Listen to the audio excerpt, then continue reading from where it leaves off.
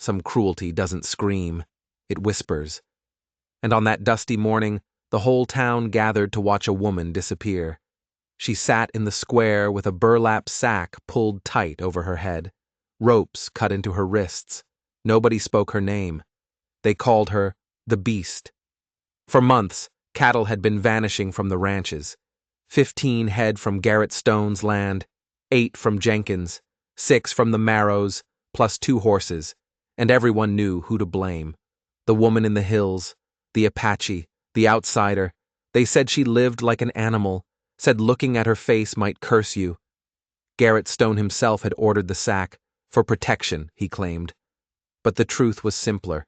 He wanted to strip away the last shred of her humanity. And the crowd? They watched, arms crossed, faces hard. Some brought their children. That's when Dalton Reed rode into town. He hadn't planned on stopping, just passing through, looking for work, nothing more. But when he saw her, sitting in the dirt, chest rising and falling under that sack, ropes digging into raw skin, something snapped inside him. He'd seen this before. Different town, different victim, his sister. And he'd done nothing. Dalton dismounted. His boots hit the ground with a thud that echoed too loud in the silence. The woman, Kiona, though he didn't know her name yet, went rigid. Through the burlap, he heard her breath catch, waiting for whatever new torture this stranger had planned. But Dalton didn't strike her, didn't kick or spit. He knelt in the dust beside her and reached for the knot. Garrett Stone's voice cut through the square like a whip. "That woman is a thief and a danger. You got no business interfering." Dalton kept working at the knot. His voice came out low, steady. "I got business with cruelty wherever I find it." The knot came loose. The sack stayed in place for one more heartbeat. Then Dalton pulled it away. What he saw underneath stopped his breath. Not a beast, not a monster, just a woman with dark eyes wide with confusion and fear, black hair plastered to her forehead, a face that had seen too much pain to trust kindness. Kiona stared at him, really looked. Saw a stranger who'd chosen to kneel beside her when everyone else wanted her gone. And in that moment, something passed between them. Recognition, maybe, or just the shared understanding of what it means to be alone. But Garrett Stone wasn't finished. He descended from the wooden walkway with 3 men at his back. The circle that had been loose suddenly became tight, threatening. "Step aside," Garrett commanded. "This ain't your concern." Dalton rose to his feet, positioning himself between Kiona and the approaching men. His hand didn't move toward the revolver on his hip. Not yet. But the possibility hung in the air like smoke. Behind him, Kiona's breathing came fast and shallow. She was trying to stand despite the rope still binding her wrists. Dalton had made his choice. He'd removed the sack, crossed a line that couldn't be uncrossed. Walk away or see it through. He'd spent too many years running from moments like this. His sister's face flashed in his memory. Another time he'd stood by while others decided someone's fate. He wouldn't make that mistake again.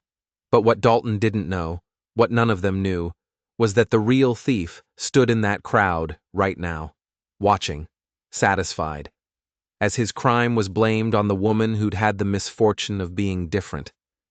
And when the truth finally came out, it would cost more than anyone was prepared to pay.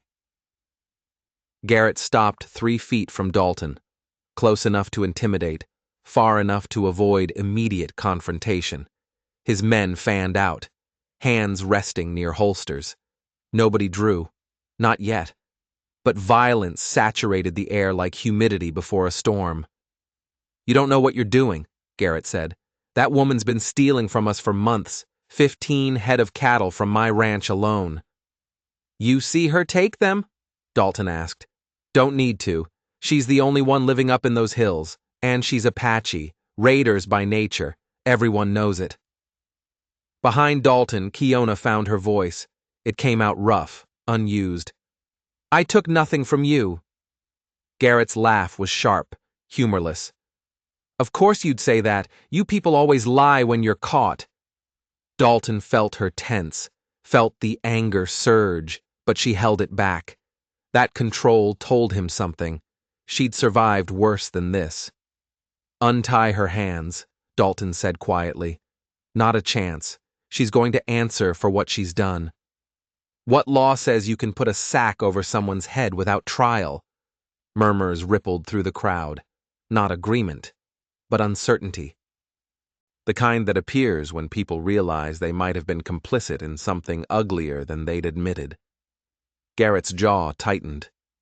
We caught her near the north pasture 2 days ago, right where the cattle went missing. She had blood on her clothes. From a deer I hunted, Kiona said. Not your cattle. Convenient story. But Dalton was watching the crowd now. In the back, a young man shifted his weight nervously. His eyes wouldn't settle, kept darting between Garrett and the ground. His hands fidgeted with his belt. Something wasn't right. Who found the cattle missing first? Dalton asked. I did, 3 weeks back. And when exactly did you see Kiona near the pasture? 2 days ago. We'd been watching. The timing didn't add up, but before Dalton could press further, Jenkins stepped forward, a wiry man with sun-damaged skin. Look, stranger, you don't live here. You don't know how things have been. He glanced at Kiona. She's been trouble since she showed up. Keeps to herself, won't talk to anyone. That's not natural. Being alone isn't a crime, Dalton said. No, Garrett's voice dropped lower, but stealing is, and you're defending a thief. That makes you complicit. He leaned in. So here's what's going to happen. You're going to step aside, get on your horse, and ride out. Or you're going to find yourself in more trouble than you can handle. Dalton didn't move. The sun beat down. Every instinct told him to walk away. This wasn't his town, wasn't his problem, but those same instincts had failed him before. When his sister needed someone to stand up, when she died because he'd listened to those instincts. No, Dalton said simply. Garrett's face went hard. He nodded to his men. They moved forward, hands hovering over weapons. The crowd pulled back, giving them room, giving them permission, but before anyone could draw, a shout came from the far end of the square. Everyone turned. A rider was coming in fast, horse lathered and breathing hard. He dismounted in a spray of dust. Garrett? The rider gasped for air. The north pasture. You need to see this right now. What is it? The rider's eyes cut to Kiona, then back. The cattle. We found them. Silence stretched thin as wire. Garrett's face went through several expressions at once. Confusion. Relief. Then something darker that vanished too quickly. Where? Box Canyon. 2 miles past the ridge. All of them penned in with brush and rope. The rider wiped sweat from his forehead. They're thirsty, but alive. The crowd erupted in conversation. In the chaos, Dalton watched Garrett carefully. Watched how his eyes went to that nervous young man in the back, held there for just a moment, then cut away. Well, Dalton said into the noise. Seems like the cattle weren't stolen after all, just moved.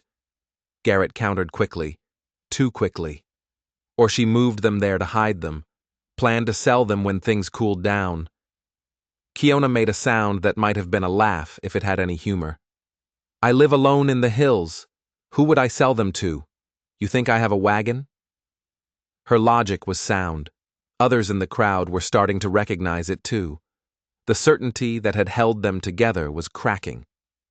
Untie her, Dalton said again. This time it wasn't a request. The moment had shifted. The righteous anger was leaking away, replaced by something more dangerous. Doubt. Garrett gestured sharply. Fine, cut her loose. But this doesn't mean she's innocent. One of his men moved behind Kiona and sliced through the ropes. She brought her hands forward slowly, wincing. Her wrists were raw, bloody where the rope had cut deep. She glanced at Dalton. Something complicated moving behind those dark eyes. Not gratitude, more like assessment. The crowd began to disperse, already rewriting what they'd witnessed into something more comfortable. But Garrett didn't move. He stood watching Kiona with an expression that promised this wasn't over. "You should leave," he said to her. "Go back to wherever your people ended up. There's nothing for you here but trouble." Kiona met his eyes steadily. "My people are dead. This is my home now. I have as much right to be here as you." "Rights." Garrett's voice dripped contempt. "You people lost your rights when you lost the land. You're here because we allow it." He turned and walked away, his men following. But that nervous young man lingered, eyes on Kiona, with something that looked like guilt or fear. Then he too disappeared into the crowd. Dalton waited until they were mostly alone. "You have somewhere safe to go?" "I've been safe for 3 years without your help." Kiona rubbed her wrists. "Why did you do that? Interfere?" "Seemed like the right thing." "The right thing?" She studied him. "People don't do the right thing. They do what benefits them. What do you want from me?" "Nothing. Everyone wants something." She took a step back. "Thank you for removing the sack, but I don't need rescue. I don't need protection. And I definitely don't need pity." She turned to leave. Dalton almost let her go. Almost. But something made him reach out. His fingers closed gently around her forearm. She went rigid, every muscle tensing like a trapped animal. "Those cattle didn't pen themselves," Dalton said quietly. "Someone put them there. Someone who wanted you blamed. And whoever it was, they're still out there." Kiona pulled her arm free, but didn't walk away. "Why do you care?" Before Dalton could answer, a rock sailed through the air and struck her shoulder. They both turned. 3 boys stood at the edge of the square, maybe 12 or 13, the kind of age where cruelty comes easy. "Beast!" one shouted. "Go back to your cave!" Another rock flew. Kiona caught it midair with reflexes that spoke of years defending herself. She threw it back, not at the boys, but at their feet. They scattered, laughing. That casual, thoughtless laughter was somehow worse than the rocks. Kiona's face had gone carefully blank. "This is why I live alone, why I stay in the hills, because even when they know I'm innocent, even when the truth is right in front of them, they'll still see a beast." She walked away, heading toward the edge of town. Dalton watched her go, watched the way she held herself, spine straight, head up, refusing to show weakness. But he'd seen her eyes before she turned, seen the hurt that no amount of pride could hide. And he'd seen something else too. That nervous young man was following her, keeping his distance, but definitely following. His hand rested on the knife at his belt. Whatever business he had with Kiona, it wasn't finished. Dalton didn't think, just moved.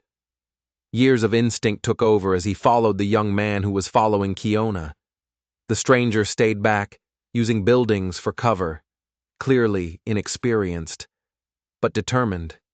Kiona had already left the settlement behind, heading toward the rocky hills that rose like broken teeth against the horizon. The young man, someone had called him Curtis, picked up his pace. His hand stayed on that knife. Whatever he planned to do, he wanted to do it away from witnesses. Dalton closed the distance carefully. The land here was open scrub, little concealment, but Curtis was focused entirely on Kiona. Tunnel vision from fear or guilt or both. They were maybe a quarter-mile from town when Curtis made his move. He broke into a jog. "Hey! You need to stop!" Kiona turned. Her body immediately shifted into a defensive stance. Ready. "Leave me alone," she said. "I can't." Curtis stopped about 10 feet from her, breathing hard. Not from exertion, from nerves. "You need to leave tonight. Don't come back." "Why?" Kiona's eyes narrowed. "Why do you care where I go?" Curtis glanced back toward town, checking if anyone had followed. He didn't see Dalton, who'd dropped into a crouch behind rocks. "Because if you don't leave, something bad is going to happen to you." Worse than today. Is that a threat? It's a warning. Curtis took a step closer. His hand tightened on the knife handle. Please, just go. Take whatever you need and run. Kiona studied him. You know something about the cattle. Curtis flinched like she'd struck him. I don't know anything. You're lying. She took a step toward him instead of away.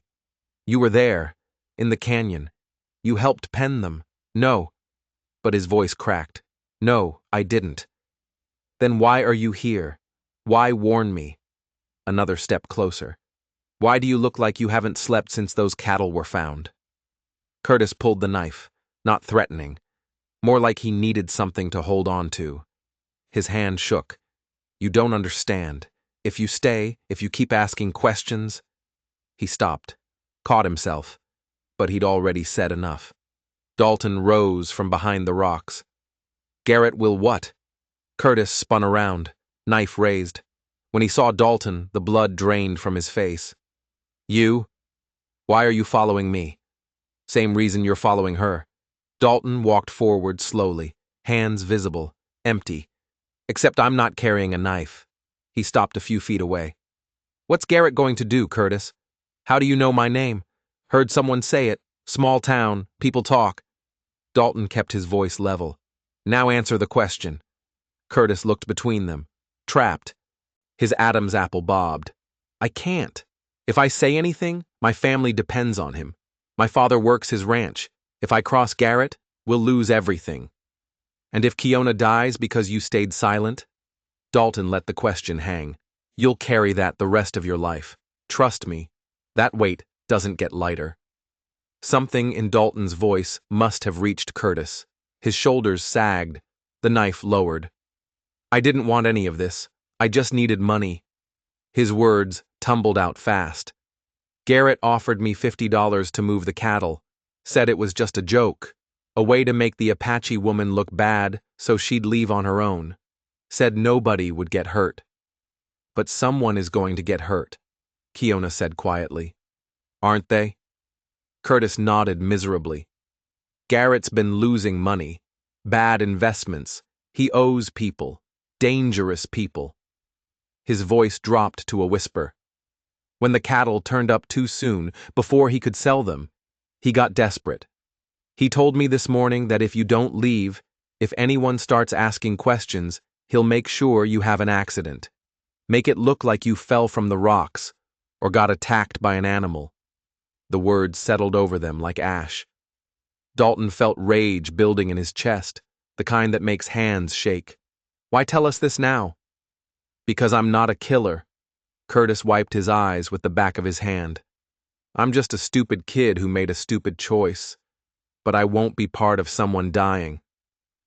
Then you need to testify, Dalton said. Tell people what Garrett did. They won't believe me over him. I'll end up in worse trouble than her. Maybe. Dalton glanced at Kiona. But staying silent guarantees she ends up dead, and you end up living with that knowledge. Curtis stood there, knife hanging loose, face twisted with conflict. Finally, he nodded. Okay, I'll talk. But we need proof. Something more than just my word. What kind of proof? Kiona asked. Curtis thought for a moment. There's a ledger, in Garrett's office at the ranch. Shows the real accounts.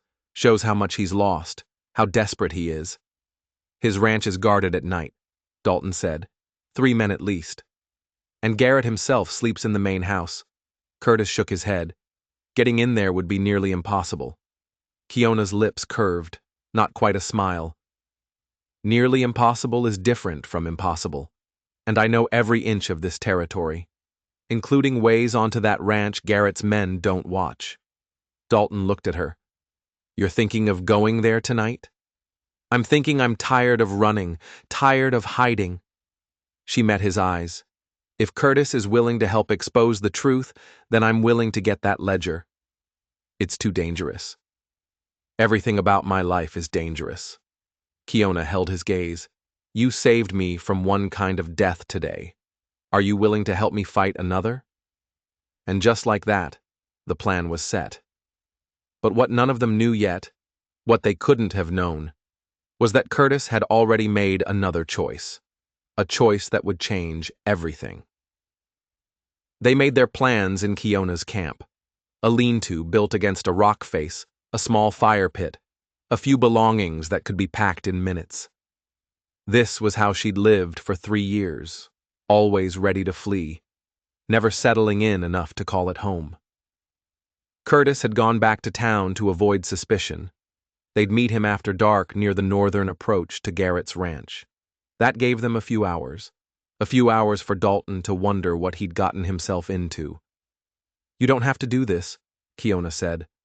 She was sharpening her knife on a flat stone. The rhythmic sound filled the silence.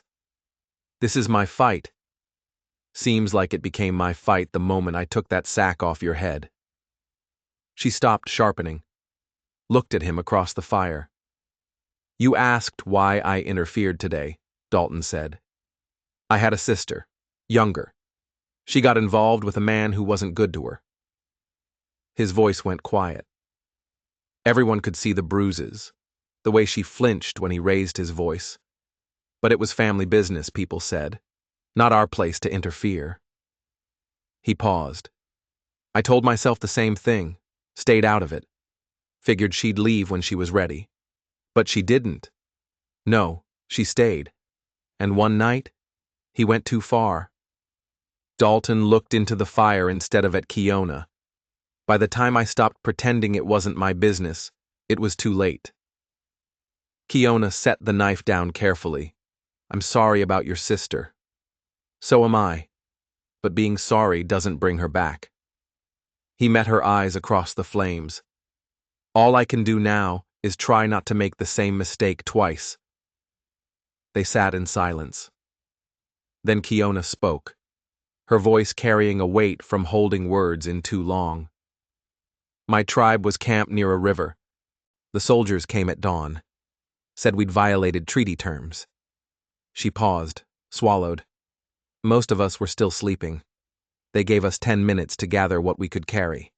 Anyone who argued or moved too slow, they shot them." "How did you survive?" "I ran, like a coward." Kiona's hands clenched into fists. "I heard my daughter screaming for me, and I ran into the woods and hid like an animal." "That's not cowardice. That's survival. Is there a difference?" She looked at him with eyes that had seen too much. "Every day I'm alive, I think about them. About how I should have stayed, should have fought. You'd be dead too. At least I'd be with them." Dalton understood that feeling, the guilt that came from surviving when others didn't. "Your people didn't die so you could waste your life wishing you died with them," he said. "They died hoping you'd live, hoping you'd carry something of them forward." "What's there to carry forward?" Kiona gestured at the bare camp. "I have nothing. I am nothing. No." Dalton stood and walked around the fire, knelt down so they were eye level. "You're a woman who survived something that would have broken most people, who kept going when it would have been easier to give up." He hesitated, then reached out and gently touched her scarred wrist where the ropes had cut. "That's not nothing. That's someone worth fighting for." Kiona stared at him. Something shifted in her expression, the careful walls developing the first hairline cracks. "You don't even know me." "I know enough." His hand lingered on her wrist. "And if we're doing this tonight, I'd rather do it with you than anyone else." The moment stretched between them, charged with something neither could name. Then Kiona pulled her hand back, not rejecting, protecting herself from the hope it represented. "We should go," she said, "before I lose my nerve." "You won't." "How do you know?" Dalton stood and offered his hand. "Because people who lose their nerve don't survive 3 years alone. And they definitely don't offer to break into a guarded ranch to steal evidence from a dangerous man."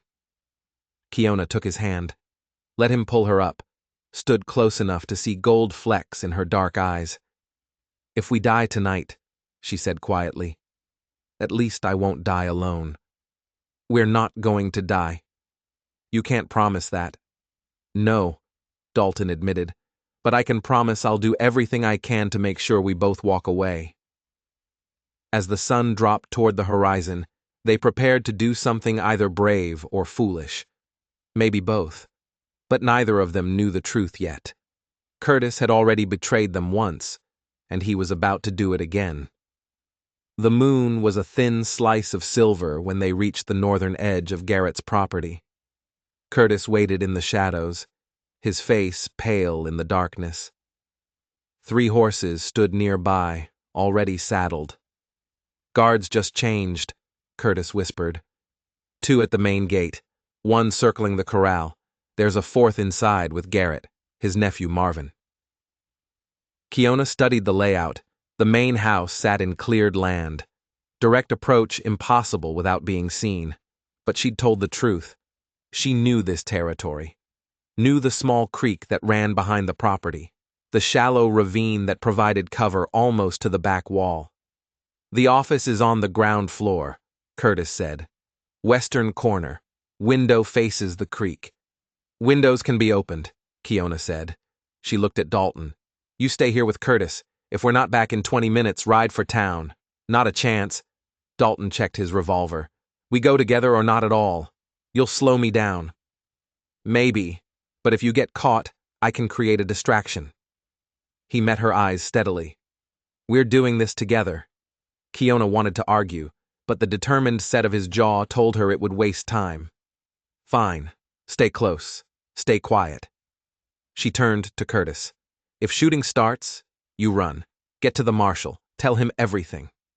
Curtis nodded, looking relieved to have a role that didn't involve getting closer to danger. They moved through the darkness like shadows. Kiona led, her feet finding solid ground instinctively, avoiding loose stones and dry brush. Dalton followed, trying to match her movements. He was good, better than she'd expected. The creek bed was dry, leaving a channel of smooth stones and hard-packed earth. They moved along it quickly, the high banks hiding them from view. Kiona's heart hammered, not from fear exactly, from the strange sensation of having someone at her back, of not being alone. They reached the point closest to the house. Kiona raised her hand, signaling Dalton to stop. Through the gap in the bank, she could see the guard circling the corral, rifle loose, not expecting trouble. They waited until he passed, his footsteps crunching on gravel, then disappeared around the corner. Kiona counted to 10, then moved. She scrambled up the bank, Dalton right behind. They crossed the open ground in a sprint that felt like forever but probably took seconds. The office window was exactly where Curtis said. Kiona pulled her knife, worked the blade into the gap between frame and sill. Old wood, swollen from moisture. After a moment, the latch gave way. The window opened with a soft creak. They both froze, listening. No shouts, no footsteps. Just the distant sound of the guard's boots and wind through grass. Dalton helped her through first, then climbed in after. The office smelled of leather and tobacco. Moonlight filtered through, providing just enough light to see. "The ledger," Dalton whispered. "Brown leather cover, locked in the desk drawer." He moved to the desk, tried the drawer, locked as expected. He pulled a thin piece of metal from his pocket, worked it into the lock. Kiona watched the door, every muscle tense, ready to fight or flee. The lock clicked. Dalton pulled the drawer open slowly. Inside, among papers and a cash box, sat a leather-bound ledger. He lifted it out, opened to a random page. Even in the dim light, the numbers told a story. Columns marked actual versus reported. Debts in red, sales that didn't match public accounts, evidence of a man drowning in ruin. "This is it," Dalton breathed. "This proves everything." A floorboard creaked in the hallway. They both froze. Footsteps, heavy, deliberate. Someone knew they were here. The door swung open. Lamplight flooded the room. Garrett stood in the doorway, his nephew Marvin beside him, holding a rifle. Garrett's face showed no surprise, only cold satisfaction. "I wondered how long it would take you to try something this stupid." He stepped into the room. Curtis came running to warn me the moment you left him, told me everything. The boy might be weak, but at least he knows where his loyalty lies. Kiona felt the words like a physical blow. Curtis had betrayed them, led them straight into a trap. "You're holding my property," Garrett said, nodding toward the ledger. "That's theft, and you broke into my home." His smile was cold. "Marvin, I think we have every right to defend ourselves, don't you?" Marvin's finger moved to the trigger, barrel steady, aimed at Dalton's heart. "Wait!" Kiona stepped forward, placing herself between Dalton and the gun. "Let him go. This was my idea, my plan. He just followed." "Kiona, don't—" "No." She cut Dalton off. "You've done enough. Let him leave. Keep me if you need someone to blame." Garrett laughed. "How noble. The beast has a heart after all." He moved closer, studying her like livestock at auction. "You know what? You're right. This is where it ends." He pulled a revolver from his belt. "Here's what's going to happen. You two are going to have a tragic accident out in those hills. A struggle. Maybe she attacked you. Maybe you fought back. Either way, when they find your bodies tomorrow, it'll be clear. Self-defense. Justified." "People saw us together in town," Dalton said. His hand inched toward his weapon. "They'll know. They'll know an outsider tried to defend a thief and paid the price." Garrett cocked the hammer. "Marvin, if either of them moves, shoot." But Garrett had made a mistake. He'd focused on Dalton as the primary threat, positioned himself to keep the man covered. That left Kiona slightly to the side. Underestimated. She moved fast, not toward Garrett, toward the lamp Marvin had set on the desk. Her hand connected, knocking it sideways. It fell, oil spilling across wood, flames catching instantly. Fire spread across the desk in a wave of heat and light. Marvin jerked backward, startled. The rifle barrel swung away from Dalton, just for a moment. That was all Dalton needed. He lunged forward, grabbing the rifle barrel, pushing it upward. It discharged, deafening, the bullet burying itself in the ceiling. Kiona threw herself at Garrett. He was bigger, stronger, but she had desperation and 3 years of survival instinct. They hit the floor, his revolver skittering away across wood. She drove her knee into his stomach, heard the breath leave him. Dalton wrestled with Marvin for the rifle. They crashed into the bookshelf, papers and ledgers cascading down. The fire on the desk was spreading, eating through papers, reaching for curtains. "Stop!" A voice from the doorway. Everyone froze. The marshal stood there, revolver drawn, Curtis behind him, looking terrified. Everyone on the ground, now. For a moment, nobody moved. Then Dalton slowly released the rifle, raised his hands. Marvin backed away, breathing hard. Kiona climbed off Garrett, who lay gasping. "Marshal Hayes." Garrett found his voice, strained. "Thank goodness. These two broke into my home. Tried to rob me." "That's not what Curtis told me." The marshal's revolver stayed level. "Said you've been running a scheme, stealing your own cattle to collect insurance, setting up this woman to take the blame." "Curtis is a confused boy." "Maybe." The marshal's eyes were hard. "But that ledger tells a different story, the one that's about to catch fire." Dalton grabbed the ledger from where it had fallen, stamped out the flames catching at its edges. He handed it to the marshal. "It's all in here. Every lie, every debt. Proof he moved his own cattle and blamed Kiona." Marshal Hayes flipped through pages quickly, his expression darkening. Behind him, shouts echoed. The guards had noticed the fire. "Curtis," the marshal said without looking away, "go tell those men to bring water." Curtis disappeared. "You can't trust that book," Garrett said. He'd managed to sit up, one hand pressed against his ribs. "It's personal, private. Then you shouldn't have kept such detailed records of your crimes." The marshal closed the ledger. "Garrett Stone, you're under arrest for fraud, conspiracy, and attempted murder. Marvin, you too." "This is ridiculous!" Garrett's voice rose. "I'm a respected member of this community. I built half this town. You're going to believe some savage and a drifter over me? I'm going to believe evidence. The marshal gestured toward the door. Now move. Marvin went without protest, face ashen. But Garrett wasn't finished. As he stood, his hand darted toward the revolver he'd dropped. His fingers closed around the grip. Kiona saw it first, saw the rage in his eyes, the desperation of a man who'd lost everything. She moved without thinking, throwing herself sideways into Dalton, pushing him out of the line of fire. Just as Garrett's revolver came up, the shot rang out. Kiona felt something white-hot tear across her shoulder. Spinning her around, she hit the wall and slid down, hand coming up to touch the wound. Blood, but not as much as she'd expected. The bullet had grazed her, cutting a furrow through flesh, missing anything vital. The marshal's revolver spoke twice. Garrett dropped, the weapon falling from his hand. He clutched his leg, screaming. The marshal had aimed low, deliberately, not a killing shot, just disabling. That's enough. The marshal's voice cut through the chaos. One more move from anyone, and the next bullet goes center mass. Nobody moved. The fire had been mostly contained, burning itself out from lack of fuel. Smoke filled the room, acrid and thick. Outside, guards arrived with buckets, pushing through to douse what remained. Dalton was beside Kiona immediately, hands gentle as he examined her shoulder. You're hit. I'm fine. But her voice shook.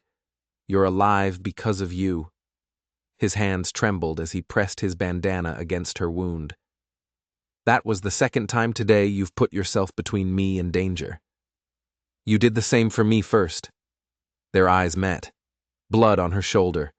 The smell of burned wood in the air. Something passed between them.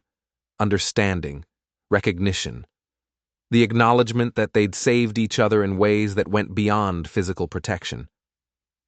The marshal was securing Garrett's hands with rope. Marvin already restrained. I'll need statements from both of you, and Curtis. He looked at Kiona. This is going to be complicated. Garrett's right about one thing. He did build a lot of this town. Has friends. Some won't want to believe what he's done. He paused. They'll want to blame you still. Old prejudices die hard. Let them blame me, Kiona said, her voice steady despite the pain. I'm used to it. At least now we have proof. Proof helps, but truth and justice aren't always the same thing. And with those words, the marshal led Garrett and Marvin away, leaving Dalton and Kiona in the smoke-filled room, wondering if the truth would be enough. The town gathered in the square the next morning, the same square where they'd watched Kiona sit with a sack over her head just one day ago. But this time, the marshal stood on the wooden platform, the ledger open in his hands, reading the evidence aloud for everyone to hear. Garrett Stone sat on a bench nearby, leg bandaged, hands bound, his nephew Marvin beside him, head down. Neither looked at the crowd, neither tried to defend themselves. The numbers spoke for themselves. Fraud, theft, conspiracy, attempted murder. Kiona stood at the edge of the gathering, Dalton beside her. His hand rested lightly on her good shoulder. She'd refused to let the town doctor touch her, didn't trust any of them yet. So Dalton had cleaned and dressed the wound himself, his hands gentle and careful. She'd never let anyone care for her like that. Not in 3 years. Maybe not ever. People kept glancing at her, some with shame, some with curiosity, a few with something that might have been respect. Jenkins approached slowly, hat in his hands. He stopped a few feet away, looking uncomfortable. Miss, he said, then cleared his throat. I owe you an apology. We all do. What we did yesterday, there's no excuse. Kiona studied him, saw genuine remorse in his weathered face. You watched them put a sack over my head and tie me up, brought your friends to see the show. Jenkins flinched. Yes, ma'am, and I'll carry that shame until I die. But if you're willing, I'd like to try to make it right. He met her eyes. Got a section of land that needs working. Could use someone who knows how to survive in rough country. Pays fair. Cabin comes with it. I don't need your charity. It's not charity, it's work. Honest work for honest pay. Jenkins paused. And maybe a chance for all of us to be better than we were yesterday. Before Kiona could respond, Curtis pushed through the crowd. His face was bruised. Garrett had beaten him badly when he'd tried to back out, but Curtis had gone to the marshal anyway, had told the truth despite knowing what it might cost. "I'm sorry," Curtis said, voice cracking. "I was scared. Garrett said he'd ruin my family if I didn't help, but that doesn't excuse what I almost did." He looked between them. "You both could have died because of me." Dalton stepped forward, extended his hand. "You made the right choice when it mattered. That's what counts." Curtis took the hand, shaking it firmly, eyes wet. "Thank you, both of you." The marshal finished reading. The crowd dispersed slowly, talking among themselves. Justice had been served, but it left a bitter taste. Their town's founder revealed as a fraud, their own cruelty exposed. As the square emptied, Dalton turned to Kiona. "What are you going to do now?" She looked at the hills in the distance, the place she'd hidden for 3 years, then at the town around them, still hostile in some ways, but maybe changing. "I don't know," she admitted. "Part of me wants to run, go somewhere nobody knows my name." She touched her shoulder where the bullet had grazed. "You could have let me take that bullet, could have stepped aside, but you stayed, even knowing what it might cost. You did the same for me. Twice. That's different." "How?" Kiona struggled to find words. "Because you saw me. Not the beast they created, not the thing in the sack. You saw me when nobody else could." Dalton's hand found hers. "I saw someone worth seeing, someone worth fighting for." She looked down at their joined hands, his skin against hers. Connection she'd denied herself for so long. "I don't know how to do this. Trust someone. Let someone in." "Neither do I." Dalton smiled slightly. "We could figure it out together, if you want." Kiona thought about the empty hills, the lonely camp, the years of isolation that had kept her safe, but also kept her from living. Then she thought about Dalton kneeling beside her in the dust, removing the sack, seeing her humanity when the world saw only a beast. "Stay," she said. "Work that land Jenkins mentioned. With me. I know these hills, know what grows here, what survives." She squeezed his hand. "I could teach you." "And you could teach me what?" "How to stop running from the past." Dalton pulled her closer. "How to build something new. How to have hope again." They stood there in the emptying square. Two people who'd survived their own kinds of loss, who'd found each other in the worst moment and chosen to fight instead of flee. The town would talk. Some would never accept them. But that didn't matter anymore. What mattered was the choice they were making now, to stay, to build, to trust that tomorrow might be better than yesterday. Dalton touched the place on her shoulder where his bandana still bound her wound. "They called you a beast, put you in a sack to hide your face, but when I looked inside, all I found was someone with more heart than all of them combined." Kiona leaned into him slightly, let herself feel the warmth of another person for the first time in years. "Then I guess you found what you were looking for." "I think we both did." They walked toward the edge of town together, toward Jenkins's land, toward a cabin that could become a home. The past would always be there, the losses, the pain, the scars, but maybe, just maybe, the future could be different. And for the first time since she'd buried her family by that river, Kiona allowed herself to believe it. If you enjoyed this story, click the video on your screen now to watch another unforgettable tale from the untamed frontier, where courage and redemption collide in unexpected ways. Don't forget to subscribe and hit that notification bell so you never miss a story. Drop a comment below telling us which moment hit you hardest. And if you really want to support us, consider leaving a super chat to help us keep bringing you more stories like these. Thanks for watching, and we'll see you in the next one.